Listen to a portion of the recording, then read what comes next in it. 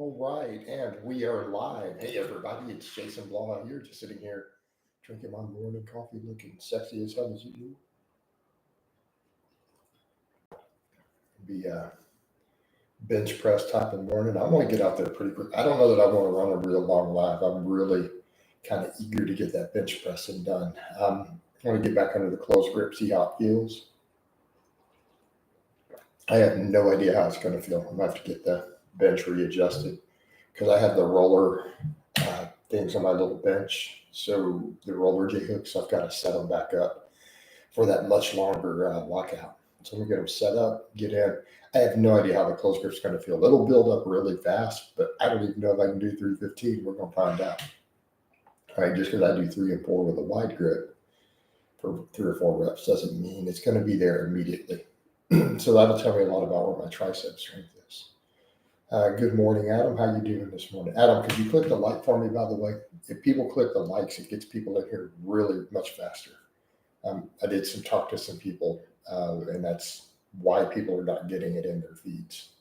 Because the people who are in early aren't clicking like. So if they do so, it gets into more people's feeds. So if you help me out here. So yeah, I'm doing good. It's Monday morning, feeling fresh, feeling good, ready to get under that barbell. All right, ready to get under the barbell. I got my OnlyFans, man. You need to follow me. All right, like, Coach, I'm straight. That's okay, man. Straight dudes are allowed to follow it too. Also, we got coaching slots open. I'd like to fill those in as quickly as possible. Mainly because I'm only up 2 for last month. Appreciate it, bro. I picked up 3 new people and 1 return, and then I lost one of the new people. He literally was living with his parents, and he had to move out. He's in his mid-20s, wasn't that young? Another country, though. And then one of my really, really long timers, I'm talking like 3-4 years, said, hey, he's got to reinvest that money into his business, and thanked me for all the gains. But, so technically I picked up 4 people last month, but lost 2 on the first. So it's like, let's get some people in. It's just the nature of the business, unfortunately. But we got plenty of coaching slots open.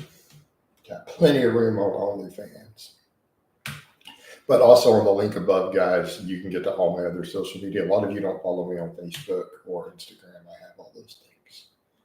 Especially for the people who want to know what I eat at a discount code. There is no discount code.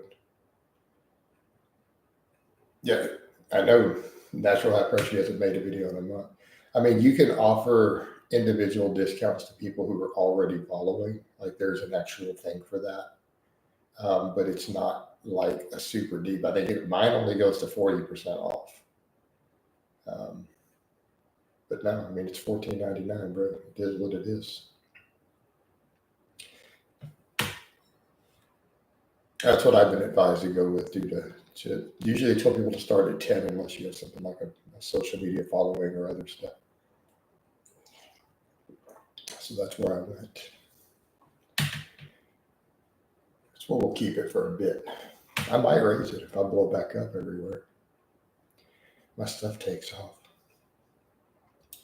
So Natural Hypertrophy hasn't made a video in a month. I'm aware of that. Hey, Greg, could you click like for me too? I only have 1 like and I know how to make it. So you guys got to remember to do that. It helps get people to get the actual alert. Because a lot of times people are like, I didn't get any notification. It's like, this stuff helps. Appreciate it. All right. Yeah, I may not run this one super long, like I said, unless you guys get some really good questions. But I want to get a coffee chat in. I really am eager to get under that bar, mess with the close grip again. So I'm going to do everything close grip. We'll see how it goes. My triceps will probably get bigger, right?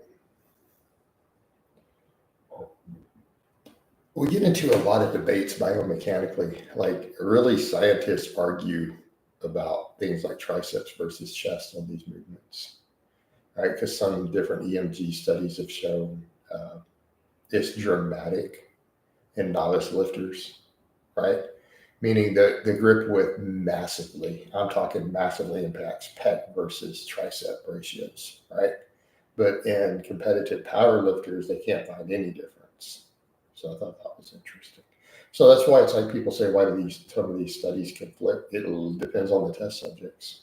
But yeah, novices, they find again literally like a 20 or 30% shift sometimes at EMG activity of pec versus tricep if you're close grip versus all the way out.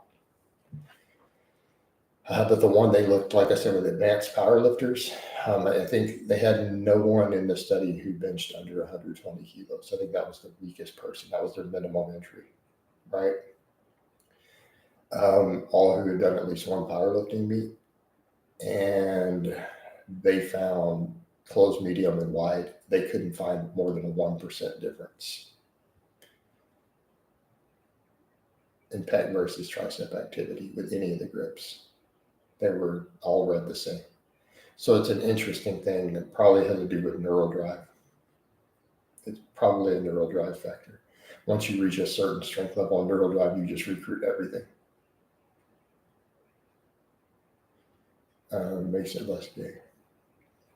Oh, that's not something that's happening immediately. I don't have any lists of women who want to do OnlyFans.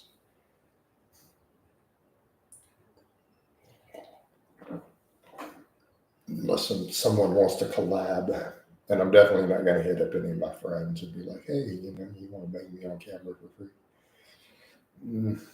There are limits, There's limits to that stuff. There's comfort limits.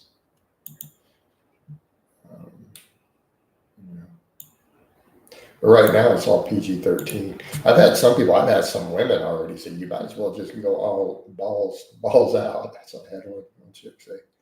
I might eventually. I mean, because people are going to accuse me of that's been the thing.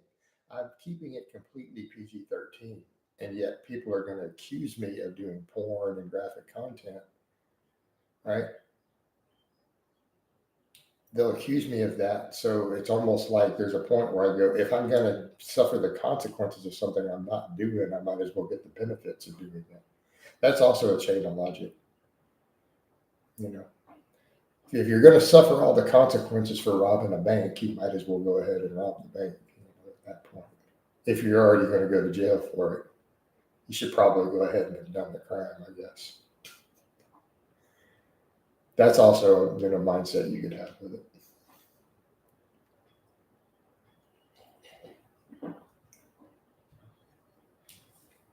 Yeah. Just saying.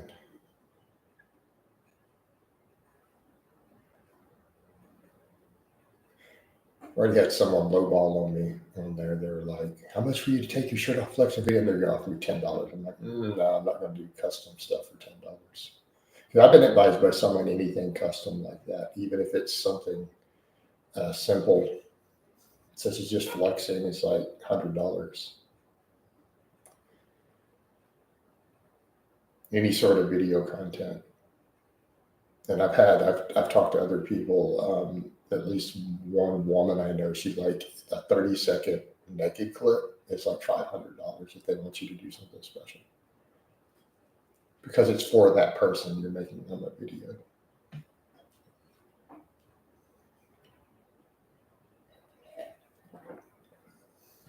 This is what it is. Just pay a bill. Maybe. I don't know about all that. So, but as of now, it's all just PG-13. So people can hate on it all they want. If Doug can make a living, they should make hundreds. I mean, that's an interesting point. I think Doug goes all in, but I mean, that's a valid point, and that's something I'm gonna have to think about.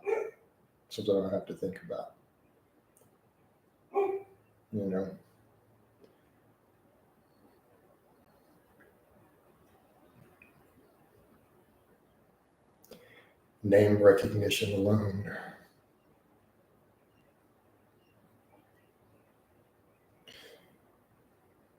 But the interesting thing, people were saying, "Oh, you won't make anything without showing." It's like, well, I'm already making a little bit. I bet you 140 kilos at 85 body weight considered strong? Yeah. Hey, Francis, you're definitely in the strong category at that point. Look, any guy who's not fat who benches 3 plates is already top 1% of lifters.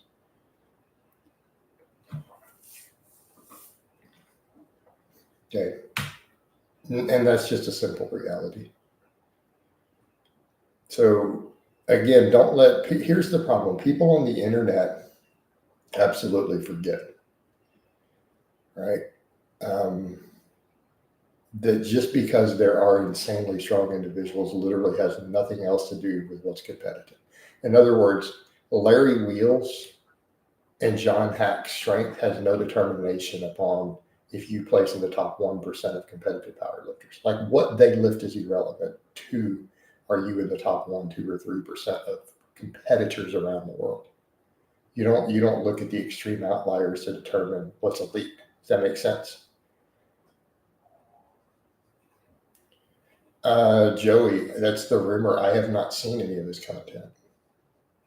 Hey, Joey, why did you click like before you asked me a question? There's 3 people who liked and commented, and you just commented without giving me a like. Come on. I'm not even going to answer your question. But back over to Francis's thing. Until I see that 4th like, I'm going to ignore Joey, actually. Hey, Francis, it's irrelevant. Francis, my opinion or your opinion has no relevancy on what's considered elite. Okay, cool, Joey, appreciate it. So that means Francis hadn't clicked like. Francis, you need to click like. There we go, everybody, good. All right, so 4 people have asked questions, 4 likes. We'll run with it. Hey, Francis, my deadlift is objectively elite, irrespective of your or my or Frenchie or Cali Muscle's opinion. Completely irrelevant. You know whose opinion matters? The powerlifting federations who give out the categories.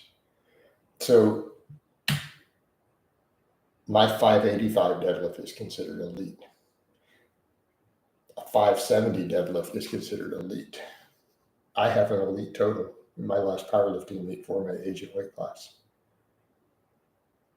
I got an email invite to nationals from the USPAs this year from a meet 2 years ago saying your elite total qualifies you for a priority spot for nationals still 2 years later. Okay, so see how that works? Our opinions, what I consider, doesn't matter. What matters is, does Powerlifting Federation, like the USPA, literally send you an email saying your elite total qualifies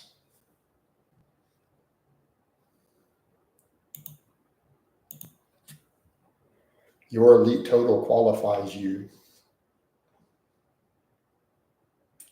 for a priority spot at nationals. See, that's how that works. And it doesn't matter if someone else chimes in and says, well, I don't think your total is elite.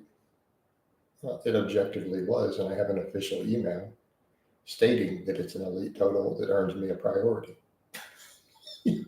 See how that works? We don't need to have opinions on this. There are calculations that are run by the federations themselves.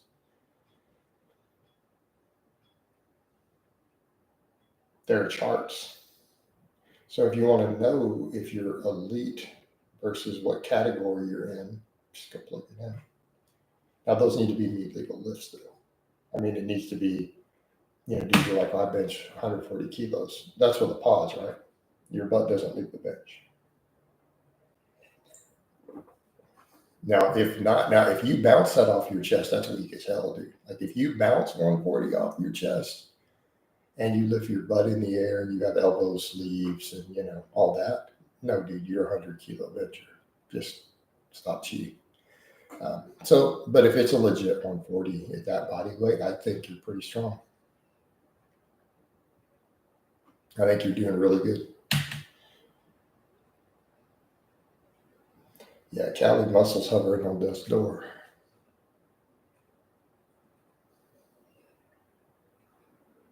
No, Doug has not been a client for a year. We still chat, but he's not a client. I consider Doug a friend. He doesn't need coaching. Hey, Joey, not everyone wants or needs coaching or wants to pay for coaching all the time. It's very simple.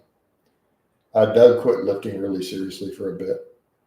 So keep in mind, Doug is a personal trainer. All right, so let me give you a context. When someone is already a personal trainer and a coach,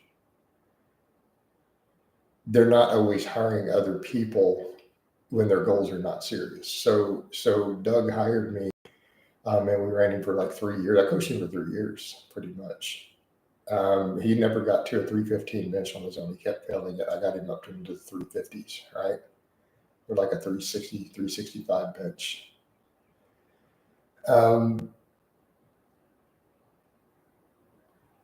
No, Joey, I don't care at all.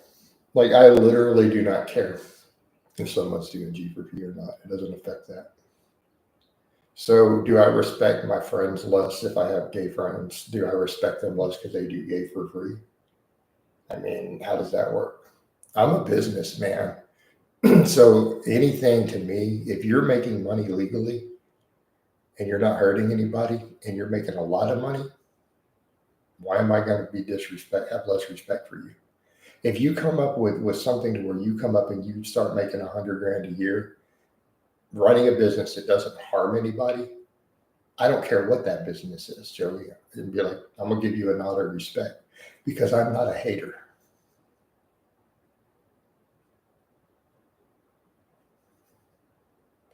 But back over to the point with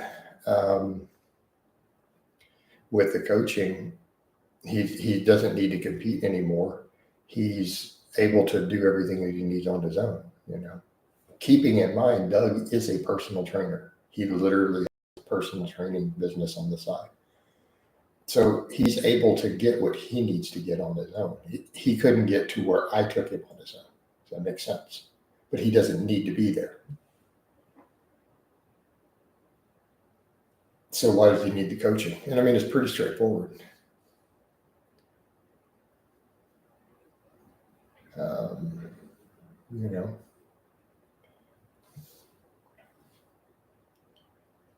Jason, how rare is a 3-plate bench? Good question. I saw a coach do a write-up on this a while back. This is about 5 years ago. Coach who had about 30 years of experience, right? About 30 years of experience coaching people of all demographics, all the way up to serious powerlifters. He ran a analysis based on his observations, and he said that in his experience, out of men who join a gym and work out, right? Meaning men who spend over a year working out as an adult, so just regular gym goers, that approximately 1% will bench 315 at some point in their life. So out of men who go to the gym and actively work out, that around 1% will at some point bench 315. Like a legit bench. That was his estimate.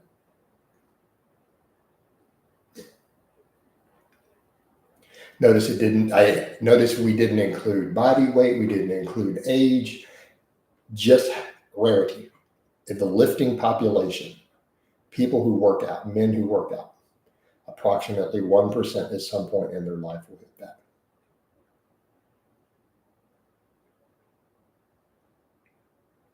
That's why first time I got up and hit a 500 squat, even Steve Shaw got up and commented when people were trying to say, how does your total or whatever qualify? And then Steve kind of pointed out, he's like, statistically, you guys don't understand how rare a 500 squat is.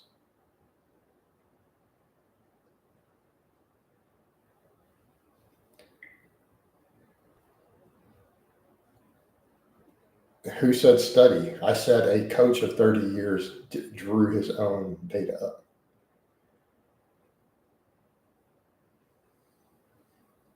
So again, we start talking about the 5-plate squat. How many men who work out their whole lives will hit hit a 5-plate squat. Not even close to 1%. Not even in the ballpark of 1%. Like 1 in 10,000. So for me to walk over and do it at 48 while being, at an athletic body fat, we're doing pretty good. I don't even know if it's 1 in 10,000. But because competitive lifting, hey, Greasy, you don't have to chase a 5-plate squat, though. That's the thing. Greasy, you're new to my channel, aren't you? Hey, Greasy, if you're big, you can squat 5 plates.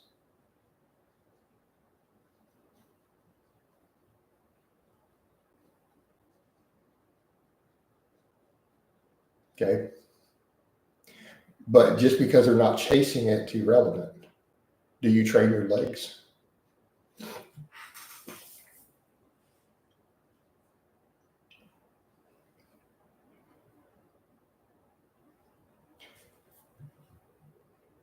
You do realize that all bodybuilders have elite levels of strength. All big bodybuilders, if you were to spend 6 weeks training them for powerlifting, would qualify for worlds. You're aware of this, right? Every guy with a pro card. You don't have to train for a big squat. You just have to have the muscle and then spend 4 weeks practicing it.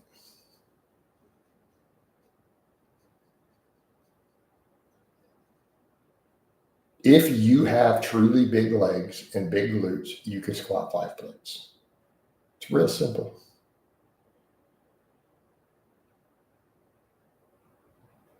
Oh, what's such nonsense? Is that pounds or euros?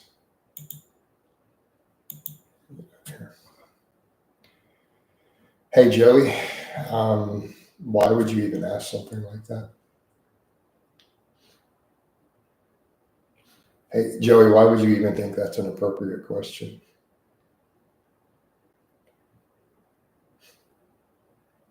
Why in commercial gyms most guys can't squat 315? They have access to good machines because they don't train their legs.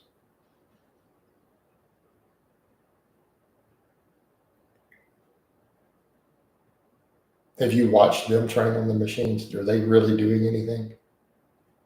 I mean, realistically, the guy who walks over and puts 3 plates aside on the leg press and does half reps, like he better be doing it with one leg and be a female.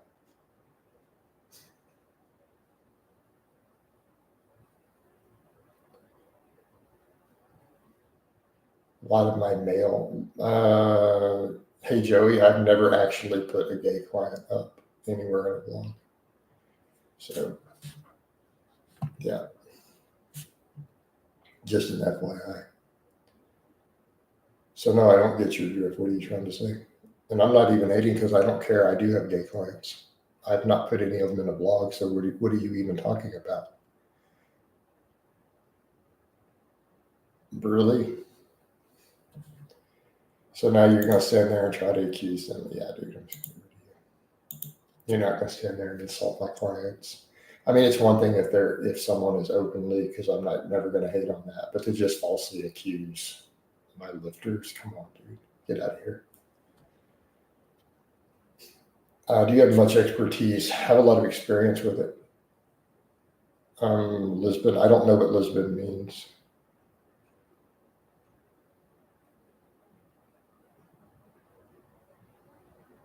Or do you mean lesbian? I don't think that I have. Or are you asking if I've had any clients in Portugal? I don't think I've had any Portuguese. I've had a Portuguese client, one, but he was a dude for a short time. But he's a coach now full time himself.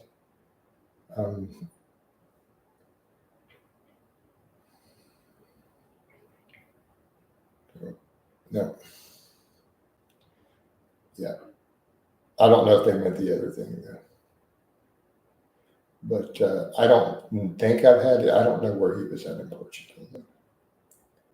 So I don't know the answer to that. If you meant the other, not to my knowledge.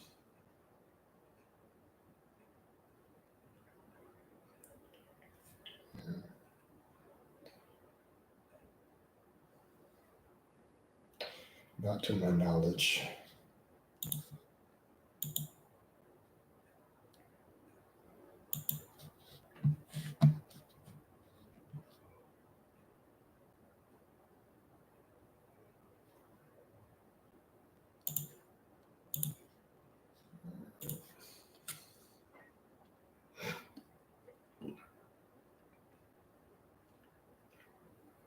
Why pounds plates weigh 20 points? Because they're in pounds. We've always done them in pounds, man. I don't know. Because they're 45 pounds. And we like 45-pound increments in the lifting world.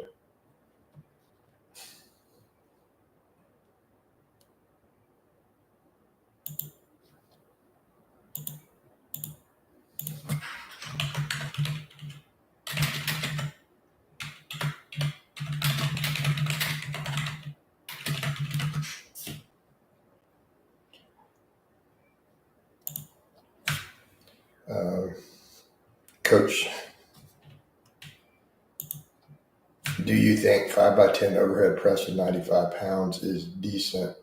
I suppose, not bad. It's a good start. I mean, that's kind of about where I'm going to be at. I'm going to have to start real light and try to build my back up as I get the shoulder mobility back. If one is training for aesthetics, do you think prioritizing shoulder exercises is a good idea? It can be, although I'm starting to really question that more and more, because honestly, so many guys just pin the hell out of their delts. Like, delts are getting excessively weird right now. I'm just kind of, there's something for me is starting to make me think we don't necessarily need to hammer our delts in that regard to have that look. I mean, it's helpful if you're really small, but I think at a certain size, it probably doesn't matter. Everything's going to carry over. The problem we have, and I've even chatted with a friend of mine who trains for a classic thing, if he doesn't do any direct delt work, he's like, I don't want the overdeveloped delts on gear. So he doesn't pin his delts, and he has a great physique, and he doesn't do any delt isolation because he's like, the modern era, they've got excessive delts, and it doesn't look like the golden era guys did. He's like, you really focus on pecs and stuff more. This is an interesting, because that's the thing. You're going to have the round delts eventually. So Benjamin, what I'll say, if you're building a base and you're a smaller guy, yes, prioritizing delts are going to help you get that look faster if you're looking way faster. But I think at a certain point, you may not get there. You think there's much conjugate pushback from linear periods? I've done whole videos explaining why. Has your stance with G4P relaxed? I don't even care anymore. Like, I straight up don't care if dudes want to do G4P, as long as they know what they're getting into. There's a point where I'm just like, because I feel like at this point, it's not predatory in the bodybuilding world anymore. The cost of drugs is not what it was. And that's the other thing too. When I talked about all that, the culture was different. But look at the price difference of growth hormone now. Like, what are you guys paying for growth? Dude, in this era, when the Chinese went crazy flooding the market with 99.8% pure generics, and you're paying $100 a kit. I mean, come on, growth hormone is not inexpensive anymore. Growth hormone now costs less than peptides. So why does anyone even mess with the peptides? Growth hormone's cheaper than the peptide shops are selling them for. You don't even need that stuff, like literally. So instead of paying $500-600 a kit, and when, before the current inflation, when dollar went further, so technically more expensive. Adam, have you seen any of the purity testing? You say you don't trust it, so have you looked at any of the purity testing on all this stuff that they've been kicking out the last 3 or 4 years? It's coming back pure.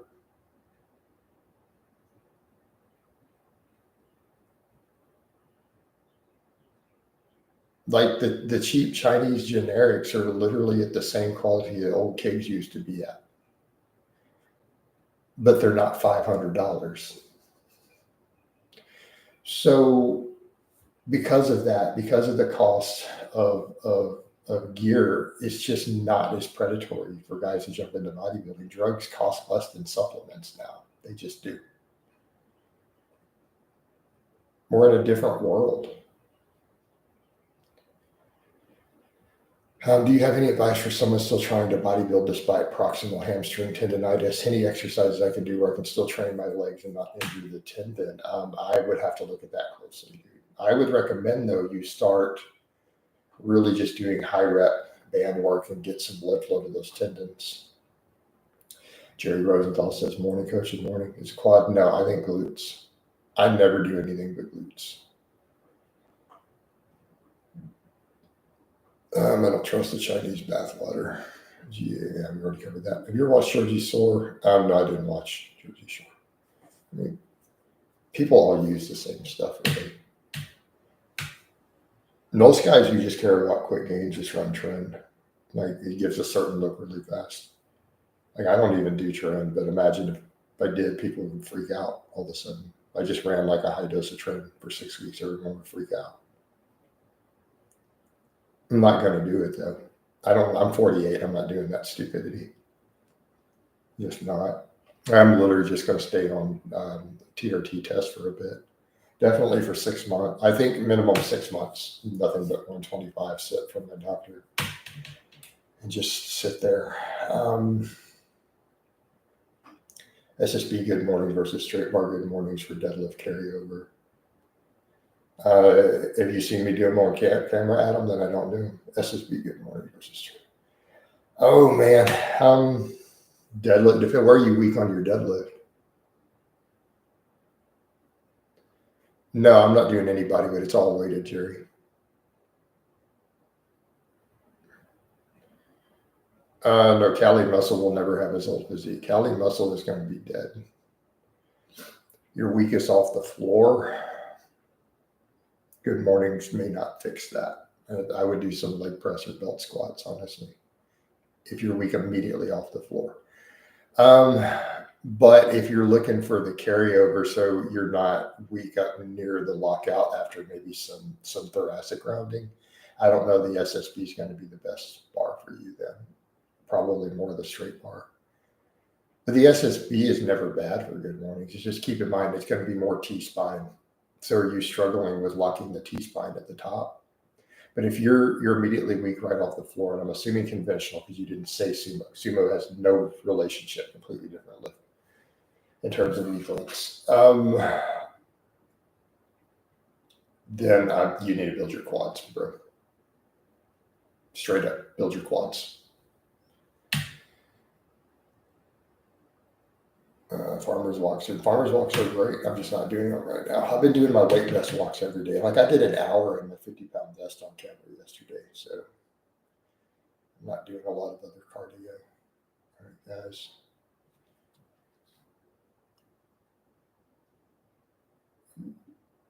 I think it's time for me to wind this down. Where she said.